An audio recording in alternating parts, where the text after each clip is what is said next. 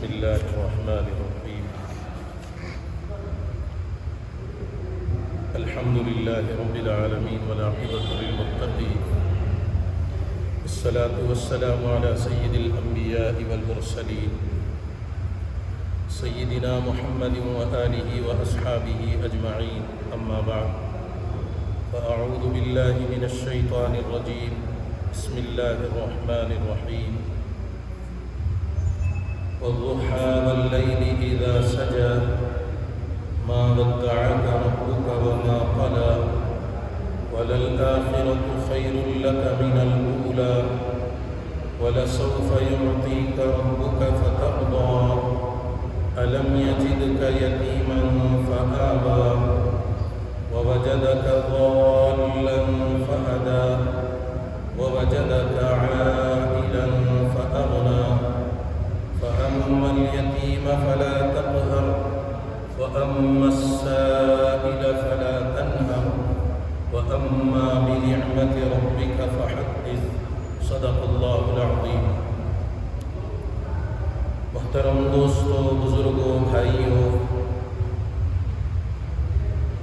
سورہ ضحیٰ کی تقریباً 6 آیتوں کا ترجمہ، اس کا مطلب، اس کی تفسیر آپ حضرات کے سامنے بتلائی گئی. خاص کر کے آخر کی 3 آیتوں میں اللہ تبارک و تعالیٰ نے پیارے نبی صلی اللہ علیہ وسلم پر 3 نعمتوں کا ذکر فرمایا.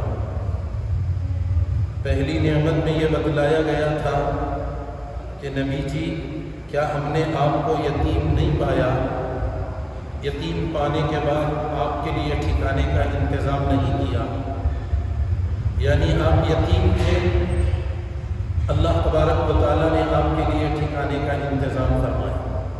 یتیمی بھی ایسی کہ آپ کے دنیا میں آنے سے پہلے والد کا انتقال ہو چکا تھا، تو اللہ تبارک و تعالیٰ نے ترتیب وار والدہ کی پرورش ہوئی، پھر دادا کے، پھر چچا کے، اس طرح ہوتے ہوتے حتیٰ کہ اللہ تبارک و تعالیٰ نے آپ کے لیے ایک بعد دیگر سہاروں کا نظام بناتے چلے. دوسری نعمت کا ذکر کیا کہ آپ کو ناواقف پایا تو اللہ نے آپ کی رہبری فرمائی. چونکہ ظاہر سی بات ہے، پورا کفر کا ماحول تھا، جہالت کا ماحول تھا.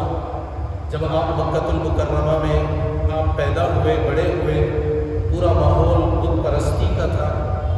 ایسے ماحول میں اپنے آپ کو بچانا اللہ کی رہبری کے بغیر ناممکن تھا. اللہ نے آپ کی رہبری فرمائی. آپ کو نہیں معلوم تھا کہ کیا کرنا ہے، چونکہ نبوت کے بعد تو وحی کے ذریعے سے رہبری ہوئی ہے، لیکن نبوت سے پہلے آپ کو نہیں معلوم تھا. یہاں تک کہ غار حرا میں آپ جایا کرتے، وہاں بیٹھتے تھے. نبوت سے پہلے بھی آپ جاتے تھے، مگر کون سی عبادت کریں، کیا عبادت کریں، کس لین کی عبادت کریں، آپ کو اس کے بارے میں نہیں معلوم تھا. اللہ نے آپ کی رہبری فرمائی. نتیجے میں آپ اللہ کی عبادت کرتے تھے ایک سوئی میں رہ کر کے غار حرا میں جا کر. جبکہ حضرت عیسیٰ علیہ السلام کی شریعت کے جاننے والے بھی، یا اس سے پہلے والی امتوں کی شریعتوں کے بارے میں وہاں مکہ المکرمہ میں اس وقت میں کوئی رہبری کرنے والے نہیں تھے، مگر اللہ نے آپ کی رہبری براہ راست فرمائی. نتیجے میں کیا کرنا، کیا نہیں کرنا، سب آپ کو معلوم تھا. اسی طرح تیسری آیت، تیسری نعمت میں اللہ نے ذکر کیا وَوَجَدَكَ عَائِلًا فَأَغْنَى.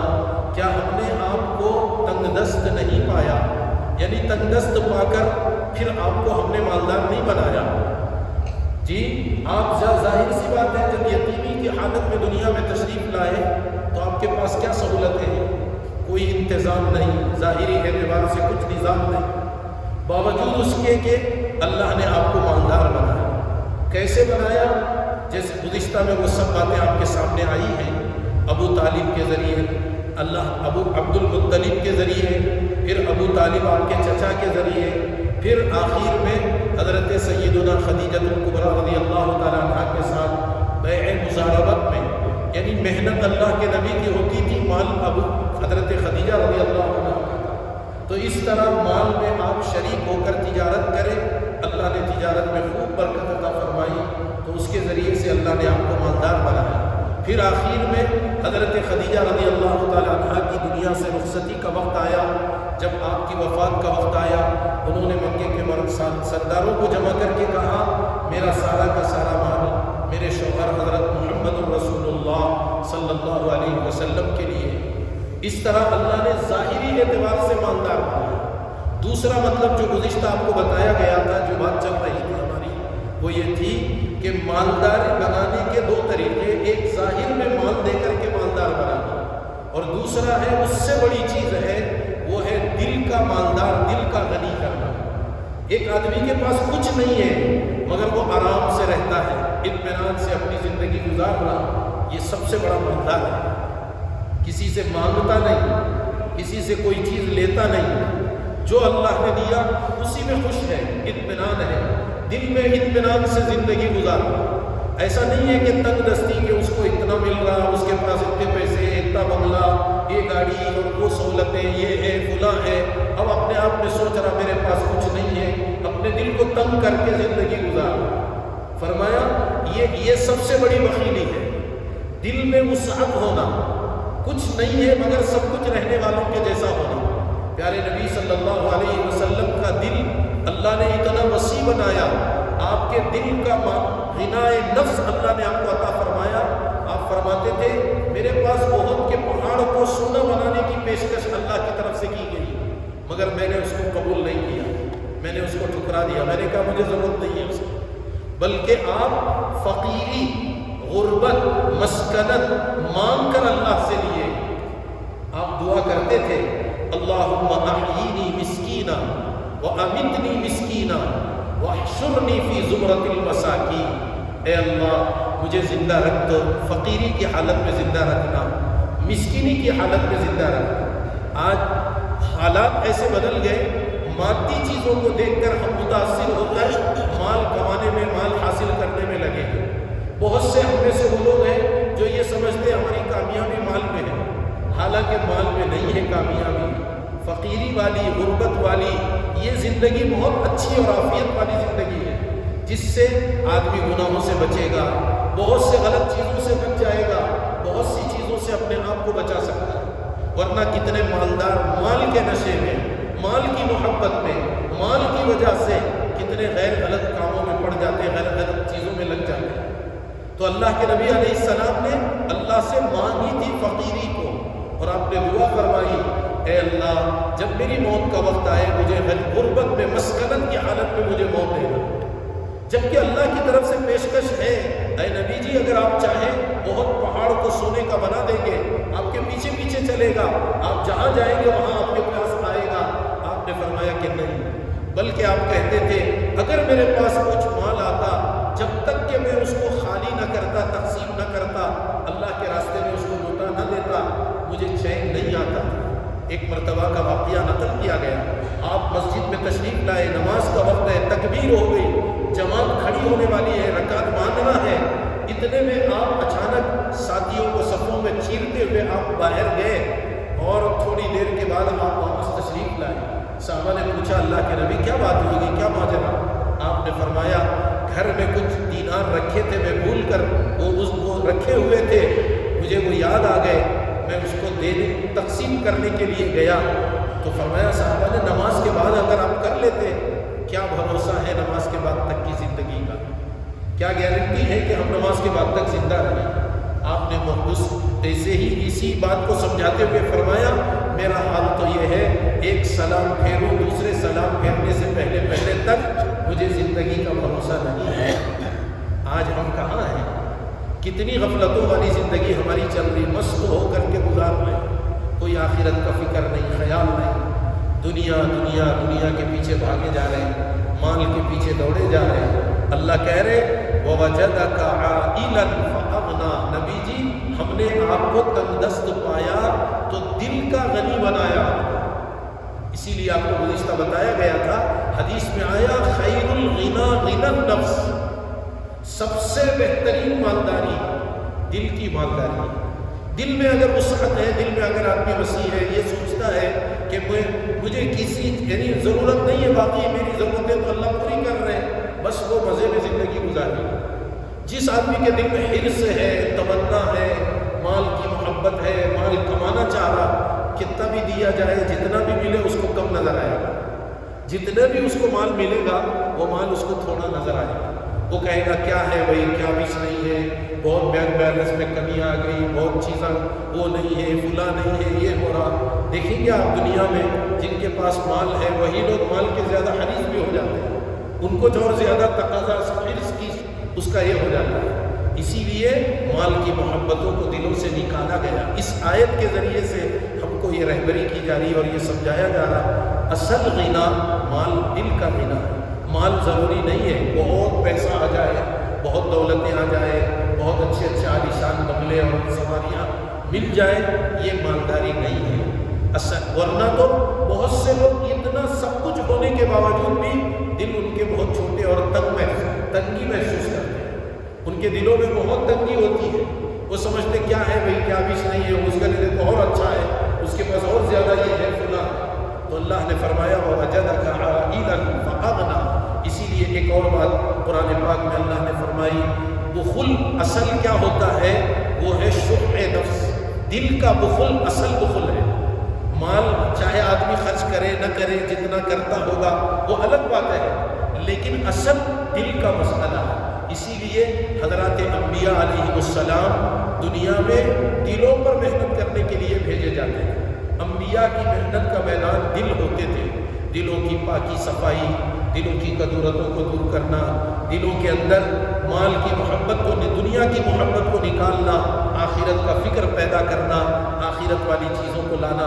حضرات صحابہ کی زندگی ہم دیکھیں گے، ان کے پاس مال کچھ نہیں، سہولتیں کچھ نہیں ہیں، مگر آرام سے زندگی گزارا۔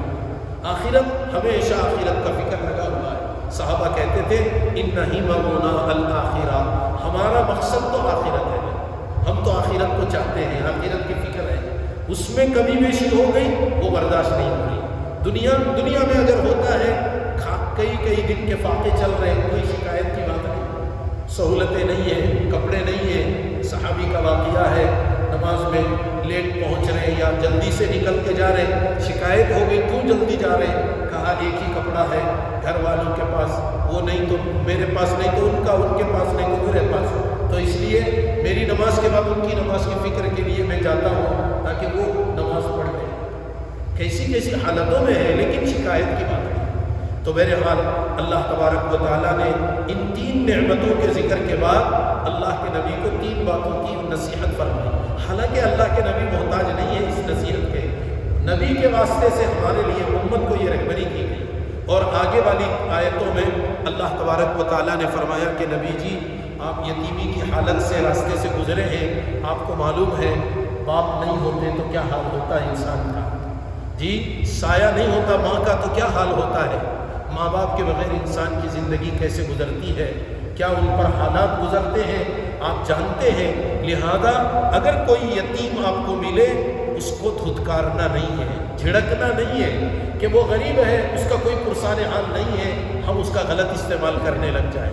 آج دنیا میں اللہ معاف فرمائے کتنے یتیموں پر ظلم ہوتا ہے، کتنے خاندانوں میں بچے بچیاں یتیم ہو جاتے ہیں، مالدار لوگ اس کا غلط فائدہ اٹھاتے ہیں، ان یتیموں کو اپنے گھروں میں رکھ کر اپنا خادم بنا رہے ہیں، کام کرنے والے بنا رہے ہیں، اور وقتاً فوقتاً ان کو ڈانٹ رہے ہیں، گالی گلوچ کر رہے ہیں، بدتمیزی کر رہے ہیں، ان کے ساتھ گستاخیاں کر جاتے ہیں۔ یہ نہیں معلوم ہوتا ہے یتیم کے ساتھ کیسا سلوک کرنا چاہیے۔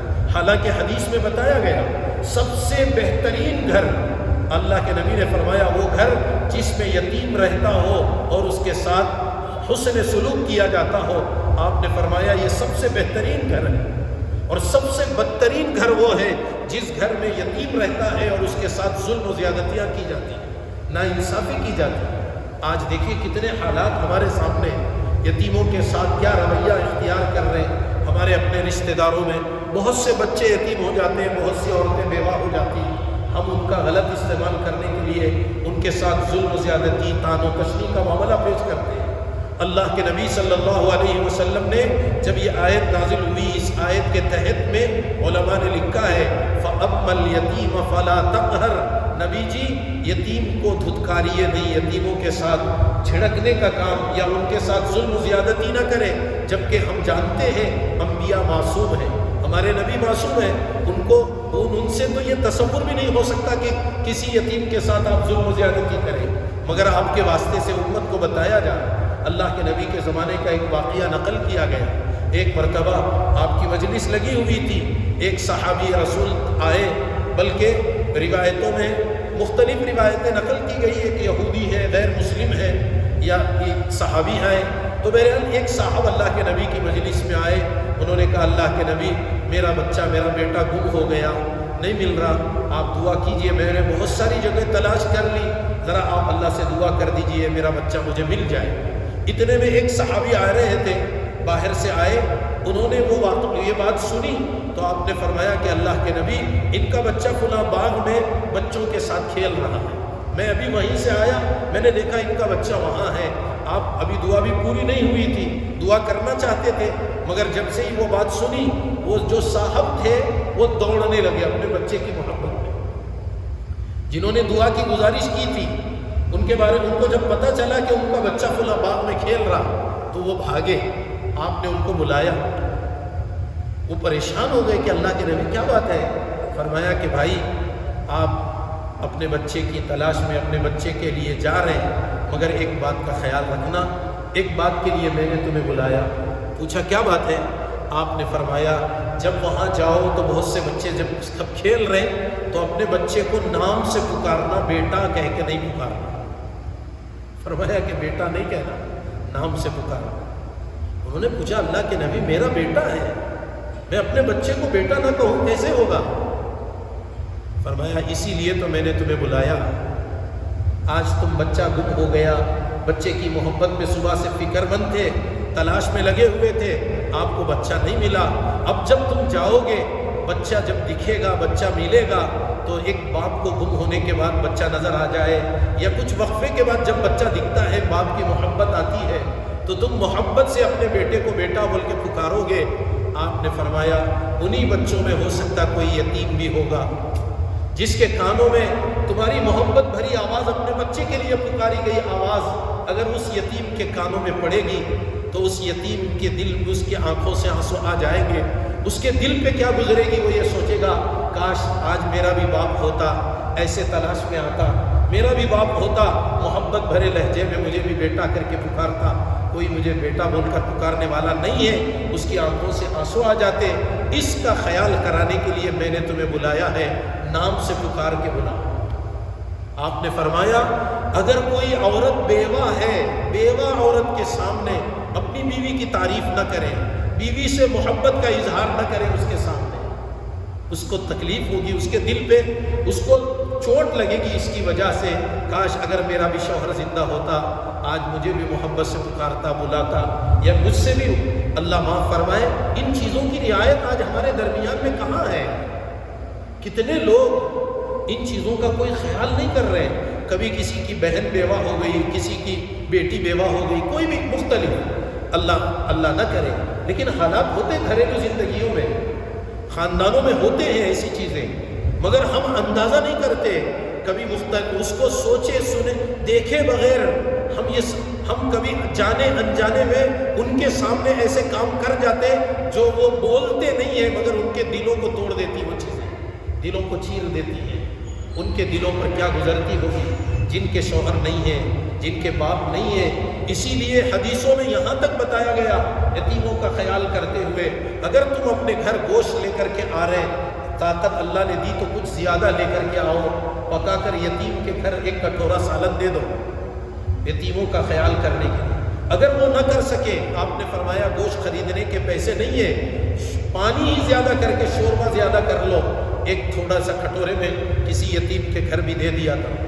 اور یہاں تک ایک مسئلے میں یہاں تک فرمایا گیا اگر تم اپنے گھر پھل فروٹ لا کر کے کھا رہے، اس کے چھلکے پھینکنے کی نوبت آئے، کہیں عام سڑک پہ عام راستے پہ نہیں پھینکنا، کسی یتیم بیوہ کی نظر اس پہ پڑے گی، وہ یہ سوچے گا آج ہمارا بھی باپ ہوتا تو ہمیں بھی لا کر کے دیتا، آج کون ہمارا پرسان حال، ہمارے گھر کوئی نہیں ہے جو ہمیں یہ چیزیں لا کر کے دے، یہ چیزیں لا کر کے کھلائے۔ دیکھو اس شریعت نے، اسلام نے، پیارے نبی صلی اللہ علیہ وسلم نے کہاں تک رعایت فرمائی، کتنی باتوں کا خیال آپ نے کیا۔ اللہ کہہ رہے فَأَمَّا الْيَتِيمَ فَلَا تَقْهَرْ، نبی جی یتیم کو دھتکاریے نہیں، یتیم کے ساتھ ظلم نہیں کرنا۔ اللہ معاف فرمائے، آج کتنے یتیموں کا مال کھایا جاتا، ان کے ساتھ زیادتی کی جاتی، ظلم کیا جاتا، ناانصافی کی جاتی۔ اگر کسی کا باپ مر گیا، اس کے مال پر کتنے لوگ قبضہ کر کے بیٹھ جا رہے ہیں۔ کتنے رشتہ داروں میں ہوتے ہیں، کہیں چچا کا مسئلہ، کہیں تایا کا مسئلہ، ماما کا مسئلہ، مختلف ہوتے ہیں خاندانوں میں۔ ہم تو کسی کو نہیں بتا رہے، لیکن کہہ رہے ایک عمومی بات ہے، جس میں یتیم ہو گیا، اس کے کاروبار پہ قبضہ، اس کے مال پہ قبضہ، اس کی چیزوں پہ قبضہ، اب اس کے ساتھ ناانصافی، ظلم و زیادتی۔ کتنے لوگ ایسے ہیں دوسروں کے مال پہ خود آگے بڑھ کر کے دوسروں کے مال سے کما کر انہی کے ساتھ ظلم اور زیادتیاں کرتے ہیں، انہی کے ساتھ ناانصافی کا معاملہ کرتے ہیں۔ اللہ تعالیٰ فرما رہے فَأَمَّا الْيَتِيمَ فَلَا تَقْهَرْ، نبی جی یتیموں کو دھتکارنا نہیں ہے، جھڑکنا نہیں ہے، ان کے ساتھ ناروا سلوک نہیں کرنا، برا سلوک نہیں کرنا، حسن سلوک کرنا۔ حدیث میں فضائل آتے ہیں، بتائے گئے اگر کوئی یتیم کے سر پہ ہاتھ پھیرتا ہے، جتنے اس کے سر میں بال ہیں، ہر بال کے بدلے اس کو نیکی ملے گی۔ یتیموں کے سر پہ ہاتھ پھیرو گے، اللہ تبارک و تعالیٰ تمہارے اوپر رحم کریں گے۔ ان کے ساتھ ان کی خدمت کرنا، ان سے دعائیں لینا، آج اس کے بجائے ہم ان کے ساتھ ظلم و زیادتی کرتے ہیں۔ تو اللہ تعالیٰ نے فرمایا فَأَمَّا الْيَتِيمَ فَلَا تَقْهَرْ، یتیموں کے ساتھ جبر نہیں کرنا۔ تقہر، قہرہ کا ایک معنی ہے ظلم، زبردستی کرنا، جبر کرنا، ڈانٹنا، چھڑکنا، یعنی ان کے ساتھ مختلف یعنی غلط قسم کا کوئی بھی سلوک، چاہے عملی طور پر ہو، زبانی طور پر ہو، یعنی جیسے مثلاً کھانے کا نمبر آ گیا، ہمارے گھر کوئی یتیم رہتا ہے، ہم گرم گرم اچھی چیزیں ہم کھا رہے ہیں، بچے بعد ان کے سامنے ڈال رہے ہیں، یعنی بے حرمتی کے ساتھ، بے عزتی کے ساتھ، اور ان کو جھڑک کر کے دے رہے ہیں، ہماری جان پر مول ہو گئے، ہمارے اوپر مصیبت بن گئے، ہمارے اوپر آ گئے ہیں، یہ کون سی مصیبت ہماری جان کو لگ گئی۔ مختلف قسم کبھی کبھی ہوتا ہے، ان چیزوں سے اپنے آپ کو بچانے کی ضرورت ہے، بلکہ ان کی خدمت کر کے اللہ کو راضی کرنے کا موقع ہے۔ حدیث میں پیارے نبی علیہ السلام نے فرمایا انا وکافل الیتیم کہاتین، میں اور یتیم کی کفالت کرنے والے جنت میں ایسے ہوں گے جیسے دو انگلیاں بازو میں ہوتے ہیں۔ آپ نے فرمایا یتیم کی کفالت کرنے والا، یتیم کی خدمت کرنے والا، یتیم کو خوش کرنے والا، خوش رکھنے والا جنت میں میرے قریب میں، میرے پڑوس میں ہو جائے گا، میرے بازو میں آئے گا۔ آپ کی جنت کے بازو اس کی جنت ہوگی جو یتیم کی کفالت کرتا ہے دنیا کے اندر۔ اس لیے ہمیں تو کوشش کر کے یتیموں کی خدمت کرنا، ان سے دعائیں لینا اور ان کے ساتھ ظلم و زیادتی سے اپنے آپ کو بچانا۔ اسی طرح آگے والی آیت میں اللہ فرما رہے وَأَمَّا السَّائِلَ فَلَا تَنْهَرْ، نبی جی سوال کرنے والے، مانگنے کے لیے جو آپ کے پاس آیا اس کو دھتکارنا نہیں ہے۔ مانگنا دو طرح سے ہوتا ہے، ایک دنیاوی چیزوں کو لے کر اور ایک معلومات کے لئے سے علم حاصل کرنے کے لیے۔ ایک آدمی کو مسئلہ معلوم نہیں ہے، ایک آدمی کو کوئی بات دینی چیز معلوم نہیں ہے، وہ کسی سے معلومات حاصل کرنا چاہ رہا، فرمایا کہ اگر کوئی ہمارے پاس آتا ہے، ہماری ذمہ داری ہے ہم اس کو بٹھا کر بات سمجھائیں۔ اگر کوئی ایسا موقع ہے جس میں وقت نہیں ہے، موقع نہیں ہے، وہ وقت کا تقاضا نہیں ہے، ہم اس کو اچھے طریقے سے اس کا جواب دیں۔ جی جیسے یتیم کے، جیسے سائل کے بارے میں آیا، اگر ہمارے پاس اس کو دینے کے لیے کچھ ہے تو ہمیں دے دینا چاہیے، اگر نہیں ہے نرم لہجے سے بات کریں، معذرت کر لیں، محبت کے انداز میں بات کریں۔ آج ہمارا حال یہ مانگنے والوں کے ساتھ کیسا ناروا سلوک کرتے ہیں۔ جی جو ہمارے پاس آتے ہیں لینے کے لیے، ہم یعنی ہمارے پیشانی کے بل چڑھ جاتے ہیں، بیزار ہو جاتے ہیں، وہ پھر آ گیا نا بھیا، پھر مصیبت آ گئی نہ ہوئی ہمارے پاس۔ حالانکہ ہم سوچیں اللہ نہ کرے اس کی جگہ ہم ہوتے، ہماری جگہ وہ ہوتا تو کیا ہوتا۔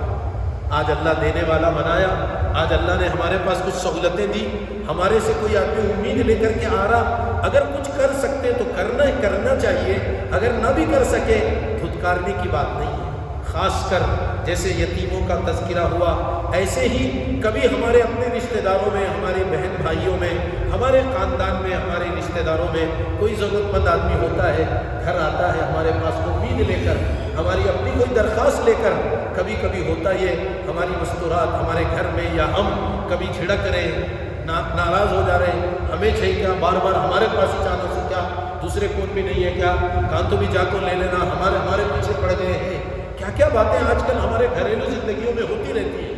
ہماری مستورات کو یعنی ہم نہیں تو وہ ناراض ہو جاتے ہیں، وہ نہیں تو ہم ناراض ہو جا رہے ہیں، کبھی کوئی یعنی سامنے منہ پر ہی کچھ ایسی باتیں کر دیتے ہیں جو اس میں آنے والوں کا دل ٹوٹ جاتا ہے، ان کو اس سے تکلیف ہوتی ہے۔ اسی لیے اللہ کے نبی سے اللہ نے فرمایا وَأَمَّا السَّائِلَ فَلَا تَنْهَرْ، نبی جی کوئی سائل آ جائے، مانگنے والا آ جائے تو اگر تمہارے پاس سہولت ہے تو ٹھیک ہے، ورنہ معذرت کر لیجئے۔ اچھا ایسا نہیں ہے کہ دینا ہی ضروری ہے، نہیں ہے، کم سے کم نرم لہجے سے بات کریں، اچھے انداز میں، محبت بھرے انداز میں ان سے بات کریں کہ دیکھو اگر کوئی آ رہے ہمارے پاس لینے کے لیے کہ بھائی ہمارے پاس اتنی سہولت نہیں ہے، اتنا ہمارے پاس یعنی اتنی سہولتیں نہیں ہیں، لہذا معذرت چاہتے ہیں ہم، یا کم سے کم بٹھا کر ان سے اچھے بات کر کے روانہ کریں۔ جیسے مثلا کبھی ہوتا ہے مدرسے والے چندہ وصولی کرنے کے لیے آتے، ہم نے دیکھا بہت سے لوگ دور دور سے ہی ان کو دھتکار وہیں سے بھیج دے، جاؤ جی کوئی بھی نہیں ہے، حالانکہ آنے والا کون ہے، کیا ہے، کتنا بڑا آدمی ہے، مقام اور مرتبے میں وہ کون ہے وہ بھی نہیں معلوم ہو۔ اسی لیے بتایا گیا وَأَمَّا السَّائِلَ فَلَا تَنْهَرْ، سوال کرنے والا آئے اس کو دھتکارنا نہیں ہے، جھڑکنا نہیں ہے، آپ سے اگر ہو سکے دینا تو دے سکتے، اگر نہیں ہے تو کم سے کم نرم لہجے میں نرمی سے بات کر کے معذرت کرنا۔ کتنے مرتبہ ایسا ہوتا ہے، ہو سکتا وہ واقعتاً ضرورت مند ہوگا، ہو سکتا کہ وہ واقعتاً پریشان حال ہو، ہم نعوذ باللہ کبھی کسی دینے والے کے بارے میں ہم کہہ رہے ہیں ایسے سب بندیاں کو ان کو سب دینا نہیں جی، انہوں سب غلط ہیں، جھوٹے ہیں، فلاں ہیں، ہو سکتا ان میں دو چار میں کوئی آدمی سچا ہو، کوئی واقعی ضرورت مند ہو، ہمارے بولنے کی وجہ سے اگر کوئی دینے والا بیچارہ رک گیا اس کا وبال ہمارے اوپر آتا ہے، ہم اس کا باعث بن گئے، ہم خود تو دے رہے نہیں، دوسروں کو بھی منع کر رہے ہیں، دوسروں کی طرف اس کو یہ کر رہے ہیں، تو اللہ کہہ رہے ہیں وَأَمَّا السَّائِلَ فَلَا تَنْهَرْ، نبی جی سوال کرنے والے کو دھتکاریے نہیں ہے، جھڑکنا نہیں ہے، ان کو ان کے ساتھ نرمی سے پیش آنا، اچھا سلوک کرنا۔ اسی لیے دوستو بزرگوں آگے آخر میں اللہ کہہ رہے ہیں وَأَمَّا بِنِعْمَةِ رَبِّكَ فَحَدِّثْ، اللہ کی طرف سے جو نعمتیں اللہ نے آپ کو عطا فرمائی ان نعمتوں کو بیان کریں۔ بیان کرنے کا مطلب فحدث کا ایک مطلب علماء نے یہ بیان فرمایا نعمتوں کی شکر گزاری کریں، اللہ کی شکر گزاری کرتے رہیں، اللہ کا شکر ادا کرے، یا اللہ تو نے کتنا اچھا، کتنی سہولتیں، کتنی نعمتوں سے تو نے نوازا ہے۔ جی ہم اپنے سے کمتر دنیاوی اعتبار سے اپنے سے کمتر لوگوں کو دیکھیں گے، زیادہ آگے والوں کو دیکھیں گے، ناشکری کا مزاج پیدا ہوتا ہے، اور شکر گزاری کرنا ہے۔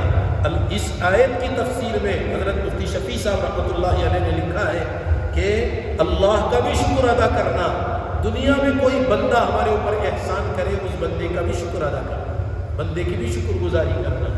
دنیا میں لوگ احسان کرتے ہیں، احسان کا بدلہ اگر ان کو مال کے ذریعے، چیزوں کے ذریعے، سہولتوں کے ذریعے نہیں کر سک رہے، کم سے کم ان کے تعریف کر دیں، ان کے بارے میں لوگوں سے کہیں کہ بھئی یہ ہمارے محسن ہے، یہ ہمارے انہوں نے ہمارے اوپر یہ احسان کیا، یہ احسان کیا، اس کا تذکرہ ہونا چاہیے۔ فرمایا اسی لیے اس کا ایک طریقہ یہ بتایا گیا جو ماشاءاللہ عام طور پر لوگوں کے درمیان میں رائج ہے، ہمیں کوئی چیز دیتے ہیں واپس اس کے بدلے میں ہم بھی ان کو کوئی چیز واپس دینا چاہیے، تاکہ ایک تو محبت بھی بڑھے گی اور ایک ان کے دینے کی جو چیز انہوں نے دی اس کے بدلے میں کوئی چیز دی جاتی تو اس کا ایک قسم سے بدلہ بھی ہو جائے گا۔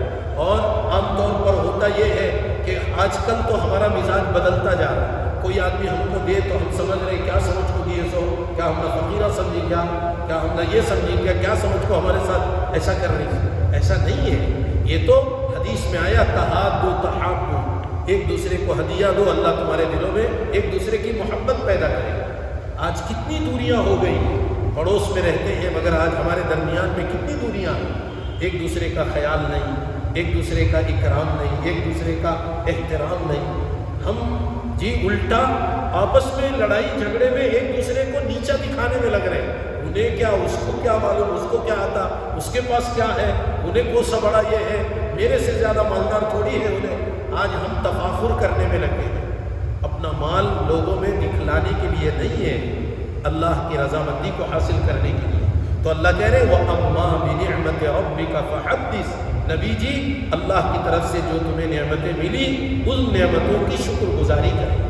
شکر گزاری کا مطلب یہ ہے کہ عملی طور پر بھی شکر کرنا ہے، ظاہری لسانی طور پر بھی شکر کرنا ہے.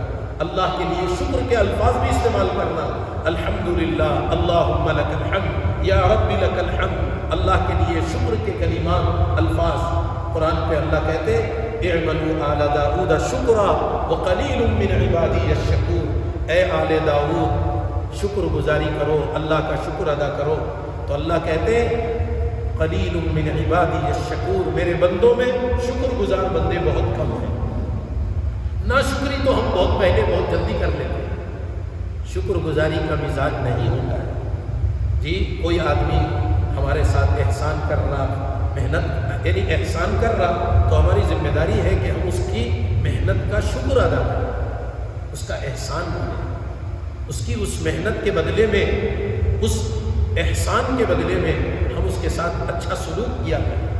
تو بہرحال اللہ تبارک و تعالیٰ نے، حالانکہ یہ 3 آیتوں کی بہت سی تشریح ہے، لیکن چونکہ کافی 2-3 ہفتے 3-4 ہفتے یہاں تک گزر گئے، اس لیے اس مضمون کو جلدی ختم کرنے کے لیے یہ باتیں آپ سے عرض کی گئی. اللہ سے دعا ہے کہ اللہ تعالیٰ ہم تمام کو صحیح معنوں میں قرآن پاک، اس کی آیتیں، اس کے مضامین اور اس کے ضمن میں جو تفسیر اور جو باتیں ہمارے سامنے آتی ہیں ان باتوں کو سمجھنے کی، غور کرنے کی، ان پر عمل کرنے کی اللہ ہم سب کو توفیق عطا فرمائے. آمین. وآخر دعوانا ان الحمد للہ رب العالمین.